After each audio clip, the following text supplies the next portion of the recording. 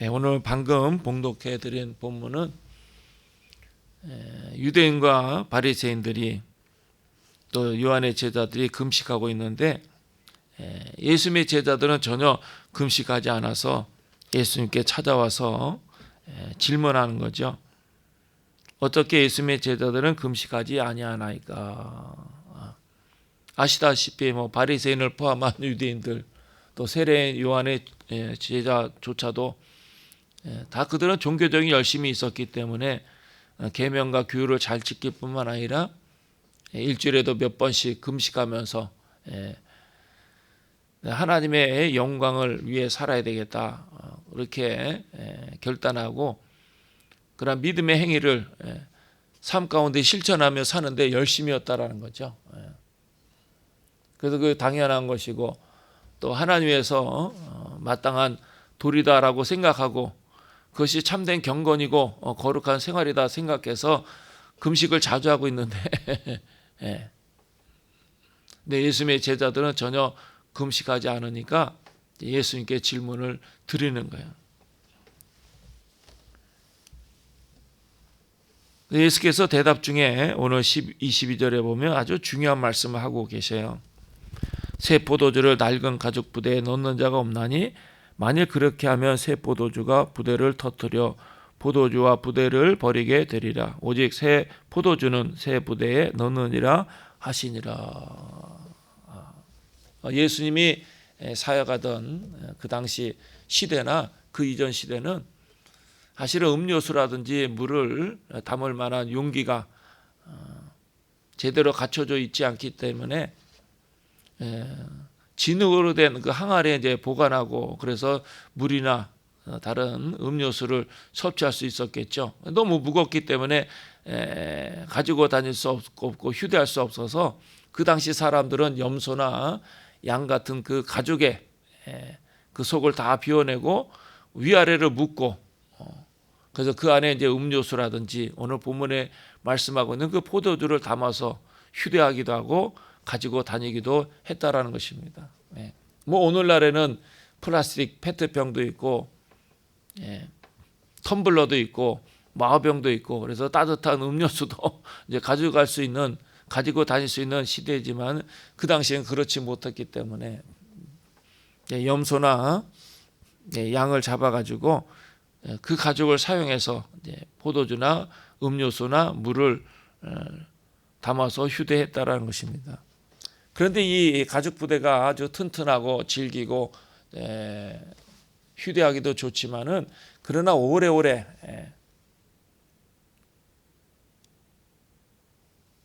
계속해서 사용할 수 있는 그런 부대는 아니다라는 것입니다.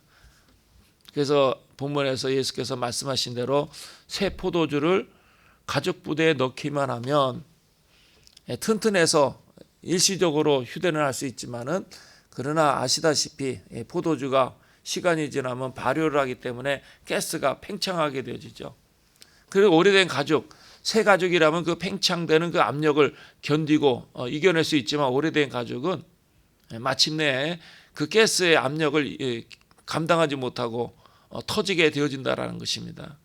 그렇게 되면 자연히 포도주가 바깥으로 분출될 뿐만 아니라 가죽 부대도 쓸 수가 없게 되어지는 것이죠. 그러니까 유대인들도 그 당시 예수님의 말씀을 듣고 있는 사람들도 그들이 일상생활 가운데 그것들을 경험되어지지 않았겠습니까? 공감할 수 있는 말씀이죠. 그리고 나서 하시는 말씀이 새 포도주는 새 부대에 넣어야 된다라고 말씀하고 있어요. 여기 이제 암시하는 말씀이 있죠. 예수님의 그 말씀 속에는 예수 그리스도의 의도가 담겨져 있어요. 그러니까 예수께서 말씀하시는 하나님의 나라, 천국에 대한 말씀, 그 복음이라는 것은 그 유대교의 그 낡은 형식으로는 담을 수가 없다라는 것을 말씀하고 있는 거예요. 그러니까 예수 그리스도의 생명의 말씀이 또 우리에게 선포되어진 그 복음이 유대교 전통에서 통제되어서는 안 된다라는 것이죠. 그래서 금식에 대한 그 질문을 드리지 않았습니까? 그러니까 전혀 생명력이 없는 사람의 변화를 가져오는 정말 그 사람에게 소망과 용기를 줄 수 있는 그런 그 생명의 말씀이 아니고 전통과 형식. 그래서 의식이라든지 금식이라든지 할례라든지 제사등과 같은 그런 그 형식적인 행태로는 예수 그리스도의 복음을 받아들일 수도 없고 그 복음이 당기면 변질된다라는 것입니다. 그래서 복음을 받아들이기 위해서는 복음을 받아들인 그 형식이 중요하다. 그 형식이 새로워져야 된다. 마음과 생각이 달라져야 된다라는 것을 말씀하고 있는 거예요. 그래서 그 당시 유대인들도 마찬가지예요. 그들이 가지고 있는 율법이라든가 선민사상, 그게 아주 그냥 아집과 편견에 사로잡혀서 자기들이 가지고 있는 그 사고의 틀을 전혀 깨뜨리지 못하고 예수 그리스도의 복음을 받아들일 수가 없는 거예요. 그 선민사상, 특히 자부심이 대단하지 않습니까? 그러니까 예수 그리스도의 그 생명의 말씀이 들려올 수가 없겠죠.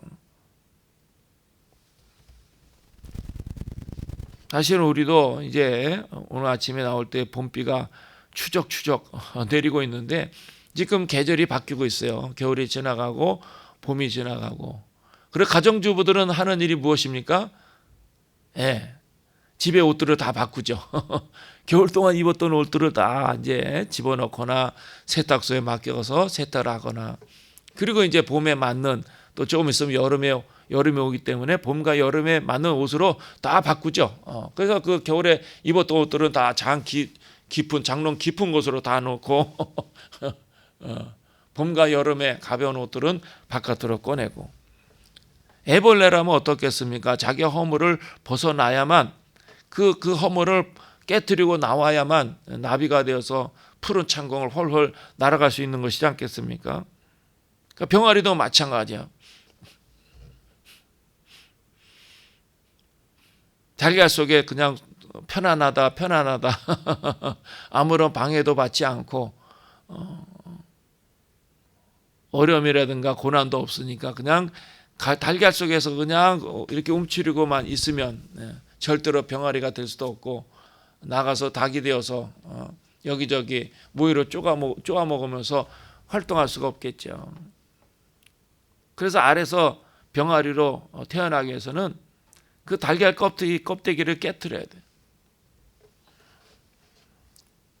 그래서 예수 그리스도를 믿고 하나님의 자녀가 되어지려면 우리의 마음과 생각이 바뀌어야 된다는 거죠. 삶의 동기와 목적과 또 삶의 의미와 가치, 삶의 기준이 달라져야 돼요.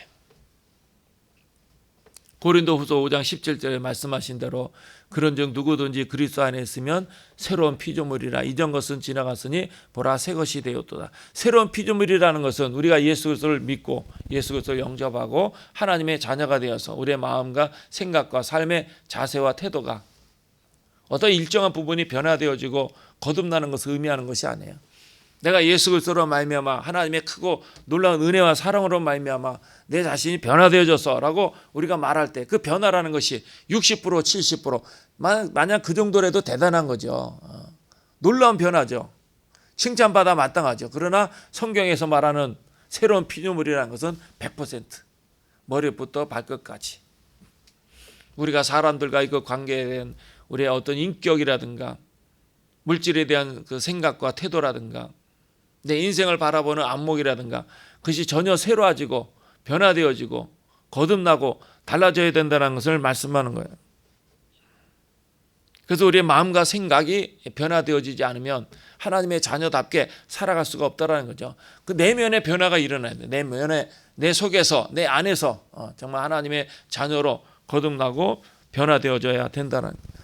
그래서 사도 바울이 로마 교회 교우들에게 편지하면서 로마서 12장 2절에도 너희는 이 세대를 본받지 말고 오직 마음을 새롭게 함으로 변화를 받아 하나님의 선하시고 기뻐하시고 온전하신 뜻이 무엇인지 분별하도록 하라. 너희는 이 세대를 본받지 말고 오직 마음을 새롭게 함으로 변화를 받아. 하나님의 자녀답게 이 세상에 구별된 하나님의 거룩한 백성으로 살아가기 위해서는 우리의 마음과 생각도 우리의 감정도 우리의 기분도 날마다 새로워지고 변화되어지고 거듭나고 달라져야 된다.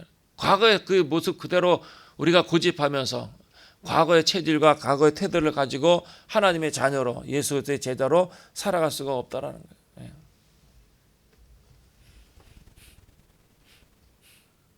그래서 사도 바울이 나는 날마다 죽노라 그렇게 고백하지 않습니까? 마르틴 루터는 뭐라고 얘기하면 날마다 세례, 날마다 세례. 그러니까 날마다 순간마다 내 자신이 죽고 새로운 인생으로 거듭나는 거예요. 새로운 인간으로 태어나는 거예요. 과거의 사람들은 다 잘라버리고 과거의 사람들은 다 내려놓고 과거의 사람들은 포기하고 새로운 사람으로, 새로운 인격으로, 새로운 생각과 새로운 가치관을 가진 사람으로 살아가는 것을 의미하는 거예요. 그래서 나는 날마다 죽노라, 날마다 세례. 이게 얼마나 중요한 개념인지 몰라요. 그래서 그리스도인들은 날마다 예수를 배우고 닮아가면서 그 인격과 영혼과 성품이 아름답게 되어지는 거죠. 우리가 이 세상에서 돈을 많이 벌고 성공하고 출세하고 큰 집에 좋은 차를 타고 다니는 거 다 좋은 거예요. 그러나 궁극적인 신앙의 목적이라는 것은 무엇입니까? 예수 그리스도를 배우고 닮아가고 우리 인격과 성품이 천사처럼 되는 거예요. 저 자신도 그걸 꿈을 꿔요. 물론 큰 목회하면 얼마나 좋겠어요. 수천 명 모이는 교회 담임 목사가 되면 얼마나 좋겠어요. 많은 장로들을 거느리면서 교회를 감독하면 얼마나 좋겠어요. 여기저기 불려다니면서 존경하고 사랑합니다라는 소리를 들어가면서 강단에서 하나님 말씀을 전하면 얼마나 좋겠어요. 저도 좋아해요. 저도 그랬으면 좋겠어요.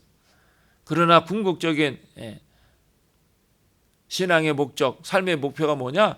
예수 그리스도를 배우고 닮아가는 거예요. 그래서 내 인격과 내 성품이 천사처럼 되는 거예요. 내 안에 천사처럼 아름답게 거룩한 모습으로 날마다 거듭나고 변화되어지고 성숙하고 성장하고, 그게 진정한 믿음의 삶이 아닌가 그런 생각이 들어요. 그것이 우리가 신앙생활하는 궁극적인 목적과 목표가 되는 것이 아니냐, 저는 스스로 그렇게 생각해요. 이 땅에서도 성공하고 출세하고 복을 받고 잘 되는 거 저도 원해요. 그 마다하지 않아요. 하나님 주인하는 한 거부하지 않아. 그러나 궁극적으로 그런 것들을 부러워하지 않아요. 오히려 정말 예수님처럼 아름답고 선하고 진실되고 깨끗하고 거룩하고, 그래서 내면의 모습이 예수 그리스도를 배우고 닮아가고, 그래서 아주 그 거룩한 향기가 나는 그런 삶을 사는 것이 진정한 그리스도인의 삶이다라고 저는 생각하고 있는 거예요. 성경이 그것을 이야기한다, 저는 그렇게 믿는 거예요. 그래서 날마다 우리의 속사람이 변화되어져야죠. 그러니까 내 생각을 바꿔야 돼. 사람들은 자기 자신이 변하지 않고 왜 세상이 이러냐, 이 모양이냐, 틀렸다, 잘못되었다, 바꿔야 된다 그렇게 주장하지만 먼저 내 자신이 변화돼야 돼. 내 자신이 바뀌어야 돼. 내 생각이 달라져야 돼. 내 감정이 달라져야 돼. 방금 말씀드린 대로 사도 바울처럼 나는 날마다 죽노라. 마르틴 루터가 고백한 대로 날마다 세례. 내 과거의 사람이 죽고 새로운 인격으로, 새로운 사람으로 거듭나는 그런 작업이 날마다 끊임없이 내 안에 있어요. 그래서 오늘도 내가 상처받고 회한해졌고 마음의 갈등과 고뇌와 또 마음의 미움과 분노가 있다. 그걸 버리고 하나님을 노래하고 찬송하고 감사하고 기뻐하고 즐거워하고, 그리고 주님과 동행하는 복된 생을 싸우자 는 열망을 가진 믿음의 사람으로 또 새롭게 태어나는 것. 이게 새 부대가 되어지는 거예요. 그때 새 포도주를 넣을 수 있는 거죠. 하늘의 능력과 신령한 은혜와 은사와 주의 영광과 하나님의 말씀이, 성령의 역사가 내 안에 가득 차게 되어지는 거예요. 낡고 쓸모없는 그러한 그 가죽 부대로는 복음을 받아들일 수가 없는 거야. 복음을 내 안에 가둬둘 수가 없는 거야. 그러니까 다 빠져나가는 거죠. 예수를 열심히 믿는다고 우리는 때렁때렁 매달려 애를 쓰고 몸부림을 치지만은 기쁨도 감격도 없는 내 삶의 변화와 기적과 능력이 나타나지 않는 이유가 여기 있는 거예요. 내 속사람이 변화돼야 돼. 내 인격이, 내 영혼이 변화돼야 돼. 그렇게 변화되기 위해서 가장 중요한 것은 단순해야 돼. 단순. 생각이 너무 많으면 안 돼.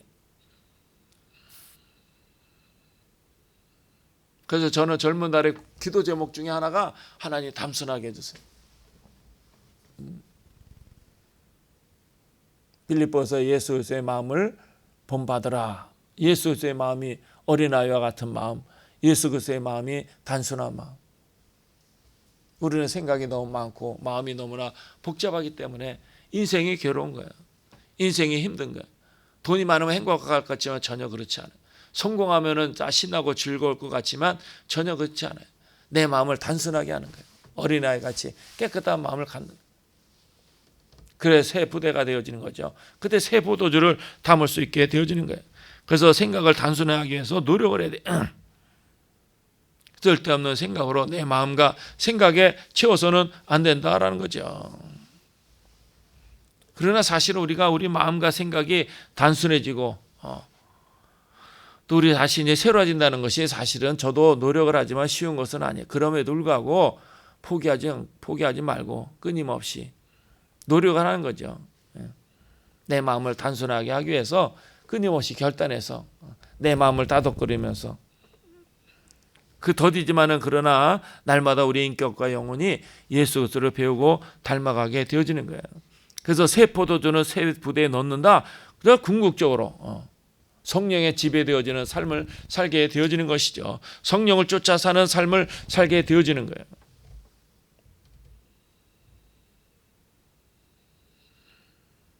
그래서 예수 그리스도의 인격이 우리 안에 가득 채워질 때 날마다 감사하고 기쁘고 신나고 즐겁고 행복하고 모든 것을 사랑하게 되고 내 마음의 고뇌와 갈등이 없이 하나님을 노래하고 찬송하면서 믿음의 길을 달려갈 수 있게 되어지는 거예요.